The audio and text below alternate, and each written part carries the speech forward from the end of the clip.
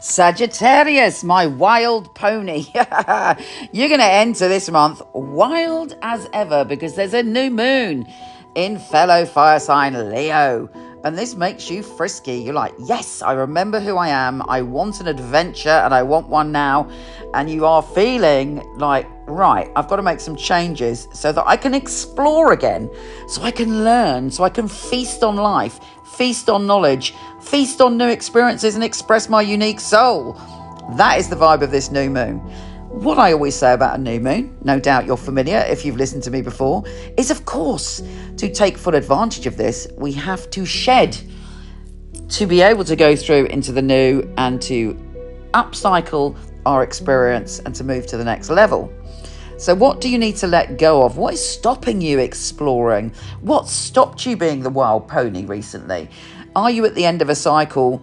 And if so, what do you want to explore? What do you want to gallop towards? What do you want to experience now? Because it's here for you. The new moon is going, I'm ready to help you manifest this. Make a wish, baby, and let's go. So really take this new moon seriously on the 4th of August and plan your next adventure. On the 5th, Venus, the planet of love and abundance, goes into your, well, for want of a better word, your career zone, reputation, building and achieving. So even if you're retired, it's where you want to put your focus on what you want to achieve for the next phase of your life. But whatever it is, Venus is a great big, giant, fabulous magnet for drawing towards you what you want. Obviously, you've got to be clear, you've got to put the work in, but there is some magic, sparkling fairy dust on you when it comes to your career this month. Other people like to be around you. You are charming and people believe in you. Yes, Mercury is retrograde, so be careful that you're not saying you can do things when actually you're not sure if you can. Don't kind of big yourself up too much unless you're completely sure that you can do it, because people are going to believe you and then they're going to expect you to do what you say you can do. With Mercury retrograde, there might be a little backwards and forwards, a little bit of confusion around your career until the 28th when Mercury goes direct. But there's fascinating negotiations, conversations. You're feeling powerful, you're feeling bold, and you're feeling brave. And that's half the battle. Interesting and amazing stuff is happening on the 14th when Mars is conjunct Jupiter and Moon, Mars and Jupiter are conjunct. They are joining forces to give you an opportunity to really stretch and experience one-to-one relationships, romantic relationships, or even business partnerships in a new way. Any interaction between you and one other person is going to go to the next level or has the potential to. You have fire in your belly to push forward, and that's what you will be doing this month. When Mercury retrogrades back into Leo, just be careful that you're not a truth monster. You may be pointing out the error of people's ways very bluntly or saying something you don't mean any harm. You're just speaking the truth. But actually, sometimes the truth can be very painful and we have to deal it. I know this because I've got the Sun and Mars in my 9th house. So, yeah, it's difficult because you don't mean any harm, but other people can get offended by your directness. And for you, this is particularly strong mid-month until the end of the month.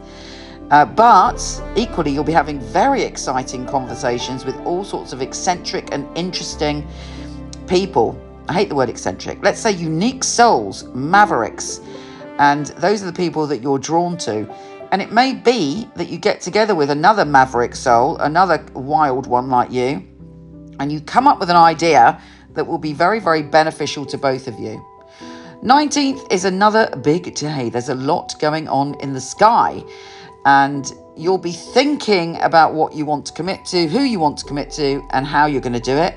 But there may be a tussle, an argument. Other people, you might feel are trying to control you in some way. You want to do things your way.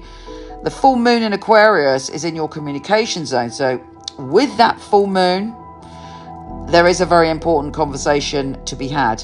Again, remember my advice. Don't be too blunt in that conversation. Speak with compassion and empathy. And I would suggest actually some radical listening before you speak up about your view, even if it's right. and no doubt it is right for you, make sure you're listening to what other people are saying. Otherwise, things could get, too messy, and you don't need it, because you're very clear thinking on that full moon. An idea and an inspiration or communication with someone that it could be an absolute game changer for you. So listen and pay attention to all communication on that day and what you're thinking. The sun enters Virgo on the 22nd, and again, career is go, go, go. Building up abundance is go, go, go. And you are able to do that while also feeling free. And I think that that's partly what you want to work out this month. How can I have freedom to truly be myself, have adventures, and be fulfilled while also being able to, have abundance and security around me? And the answer should come, particularly after the 28th, or perhaps you go on holiday, and while on holiday or traveling, boom, the answer is there. Take care, gorgeous, and I'll speak to you soon.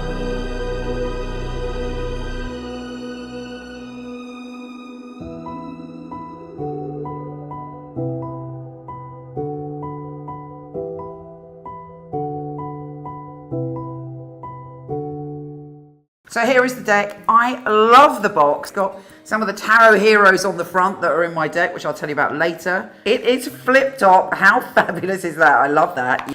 And then you have the little booklet here.